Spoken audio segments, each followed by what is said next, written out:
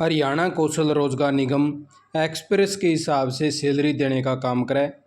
कर्मचारियों ने जो भाई करी है रिक्वेस्ट, क्योंकि लाखों की संख्या में जो कर्मचारी हरियाणा कौशल निगम में लगे हुए हैं और डिपार्टमेंट में कब से लगे हुए हैं, ऐसा डाटा भी जो है पीछे से ही अपडेट करवाने का काम किया गया था।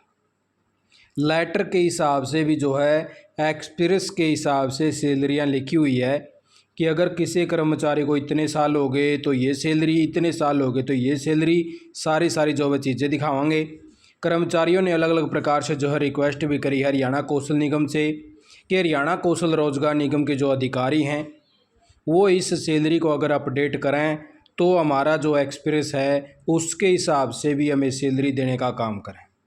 अगर हमें इसका लाभ नहीं मिलता है तो उसके बारे में भी जो आपको जानकारी देवांगे। आपने दिखाया था सारी इन्फॉर्मेशन।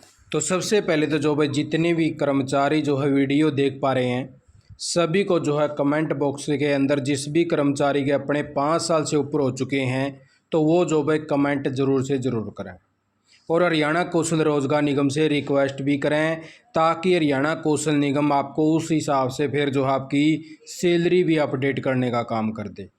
क्योंकि पीछे से जो भी कर्मचारी जिस भी डिपार्टमेंट के अंदर जब से लगा हुआ है वो जो चीज़ें हैं हरियाणा कौशल निगम ने अभी कुछ दिन पहले जो है पोर्टल के ऊपर अपडेट भी करवाई थी।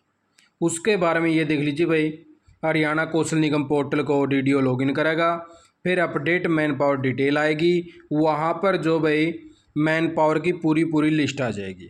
उसके अंदर जो है एक तो ज्वाइनिंग ऑफ डिपार्टमेंट मांगा गया था, एक मोड ऑफ एंगेजमेंट मांगा गया था। दोनों चीज़ें जो है लगभग कर्मचारियों के आचकरण के पास में पहुंच चुकी होंगी।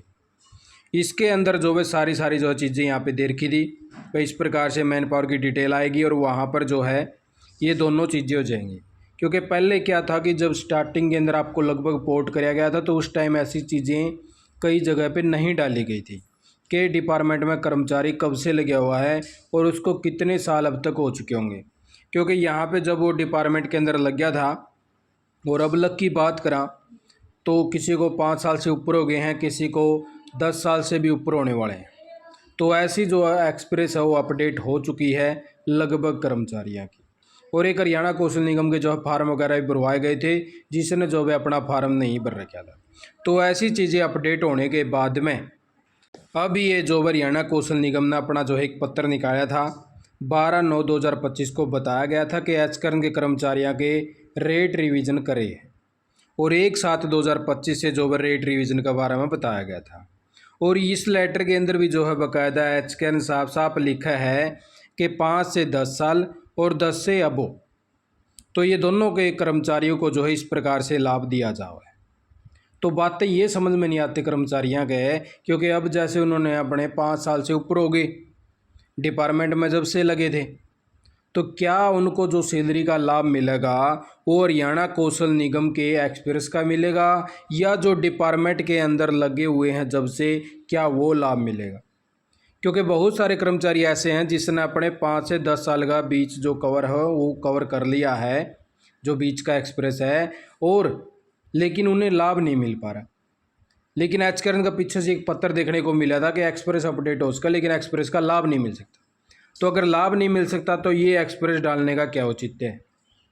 तो ऐसी जो वे कर्मचारियों के मन में बहुत सारी चीज़ें हैं, अलग अलग से कमेंट भी देखने को मिला है।